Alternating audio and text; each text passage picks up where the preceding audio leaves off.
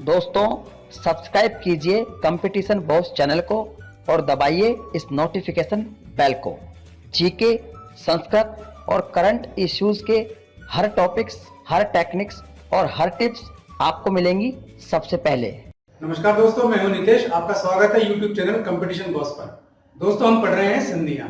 संधियों मैंने अभी आपको सामान्य परिचय और संधि के बारे में बता चुका हूं। इसके तहत मैंने आपको बताया कि दीर्घ संधि क्या होती है। दोस्तों मैंने आपको दीर्घ संधि में बताया कि जब ह्रस्व और दीर्घ का दीर्घ से मिलन हो तो वो दीर्घ संधि होती है।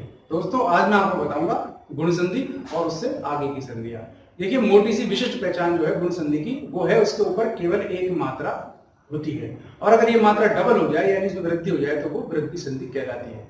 लेकिन दोस्तों ये छोटी क्लासों तक समझने के लिए बहुत अच्छा है, लेकिन कंपटीशन लेवल में हम जहाँ जाते हैं तो वहाँ इसके साथ साथ हमें और भी बहुत सारे तथ्य और पहचान याद रखनी पड़ती है जो कि मैं आपको क्लासरूम में बताऊंगा। तो आइए चलते हैं क्लासरूम। ओम भूर्भुवस्वः तत्सवितुर्वरेण्यं भर्गो देवस्य धीमहि धियो यो न प्रचोदयात्।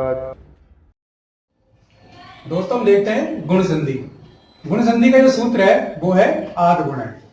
गुण संधि में याद रखने की बात यह है, मैंने आपको बताया था कि इसका जो है सबसे बड़ी पहचान एक मात्रा होती है, लेकिन वो छोटे स्तर पे ही होती है। कंपटीशन लेवल अप्रोच के लिए हमें कुछ और भी पढ़ना पड़ेगा। देखिए जब ए आ के आगे ई बड़ी उ बड़ा उ री और लरी ये अगर आते हैं तो इनको सबको मिलाकर के गुणादेश होता है। यानी ई छोटी ई और बड़ी दोनों का गुणादेश क्या होगा? ए। छोटा उ और बड़ा उ दोनों का गुणादेश होगा ओ। री का गुणादेश अर और लरी का गुणादेश अल होगा। अब कैसे होगा? जैसे हम देखते हैं उदाहरण, तव प्लस लृकार है तो तव में ए है और लृकार में लरी है। इन दोनों को मिलाकर के गुण बनेगा अल, तो तय वल कार है, ये इसका रूप बनेगा इस तरह से तय वल कार। ठीक है, ये हलंत है तो इसका रूप बनेगा तवलकार है। इसी प्रकार हम इसका देख लेते हैं री का गुण और आ है आगे सदा में आ है तो दोनों का आ प्लस री बराबर अर ही बनेगा, आर नहीं बनेगा। ठीक है ना, तो इसका गुण बनेगा सदर्ण है। देखिए दोस्तों एक चीज बताऊं मैं आपको, अगर यहां वृद्धि होती है यानी कि अगर हम इसका रूप बनाते हैं सदार्ण है, ठीक है, तो ये दूसरी संधि में चला जाएगा। मैं आपको ये बात में समझाऊंगा, यही बारीक पहचान है।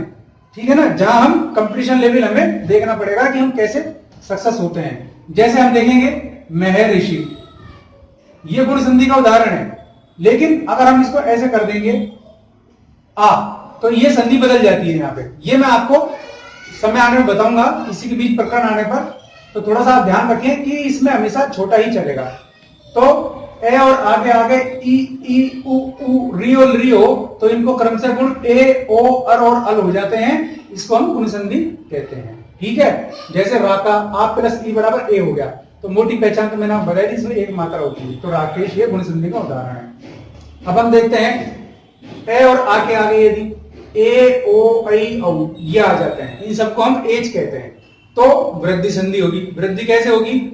यदि ए और आगे आगे ए और आई आए तो भी आई बनेगा, छोटा आई आए चाहे बड़ा आई आए तो आई ही बनेगा। ओ से ओखली वाला है चाहे ओ से औरत वाला है तो भी ओ से औरत वाला ही बनेगा। ये वृद्धि संधि की पहचान है, यानी कि जहां एक मात्रा थी वहां दो मात्राएं बन जाती है। जैसे आप देखिए कृष्ण धन एकत्वम, यहाँ इसकी वृद्धि होकर के कृष्ण ही कत्वम रूप बनेगा। ये एग्जाम में कई बार पूछ लेता है। देव ऐश्वर्य, मैं इसीलिए आपको उदाहरण वही दे रहा हूं जो अक्सर एग्जाम में पूछता है। दूसरा है देव धन ऐश्वर्य, ए प्लस ए बराबर आई ही बनेगा, यानी कि बड़ा आई ही बनेगा तो देवेश्वर्यम ये इसका रूप बनेगा। ये देखिए इसमें सबसे बड़ी जो पहचान है वो दो मात्रा की होती है और दो मात्रा जहां होगी वो वृद्धि संधि ही कहलाएगी। जैसे हम और देख लेते हैं, जैसे वर्षा प्लस ऋतु। ठीक है दोस्तों, वर्षा ऋतु में अब हम क्या करेंगे, इसकी संधि बनाएंगे तो संधि क्या बनेगी इसकी? हमेशा इसमें ये छोटी संधि ही बनेगी, वृद्धि संधि बनेगी, लेकिन यहां आ नहीं आएगा। मैं आपको बार बार बता रहा हूं, एक बात ध्यान रखिए, ये कंफ्यूजन करेगा आपको। कई बार इसमें आ लगा मिलेगा लेकिन वो आ आपको संधि में परिवर्तन कर देगा। तो ये ध्यान रखिए कि ये ए और आ का बहुत बड़ा फर्क है जो मैं आपको आगे बताऊंगा। तो अभी आप इतना ही समझिए कि ए आई ओ औ को वृद्धि होती है। वृद्धि क्या होती है? ए आई को आई और ओ औ को औ, यही वृद्धि है। कृष्णैकत्वम और देवेश्वरम इसके प्रमुख उदाहरण है। तवलकार है जो है वो गुण संधि का प्रमुख उदाहरण है। ठीक है दोस्तों, अब हम देखते हैं एक चीज और है संधियों में। कई बार हम देख लेते हैं इनके अपवाद भी आते हैं। ठीक है दोस्तों, इन अपवादों को हम कहते हैं सप्त विषय वृद्धि। अपवादों को क्या कहते हैं? सप्त विषय वृद्धि। सप्त विषयी वृद्धि, यानी कि ये 7 विषय अलग हैं।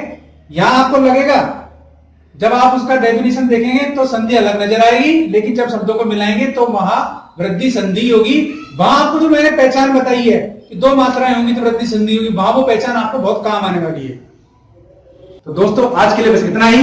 यह जानकारी आपको कैसी लगी कमेंट बॉक्स में जरूर लिखें। अगर आपको यह जानकारी पसंद आई तो आप इसे लाइक करें और अपने दोस्तों में शेयर भी जरूर करें। और अगर मेरा चैनल आपको पसंद आया तो इसे सब्सक्राइब करना ना भूलें। ऐसी किसी उपयोगी जानकारी के साथ फिर मिलते हैं अगले वीडियो में। तब तक के लिए नमस्कार।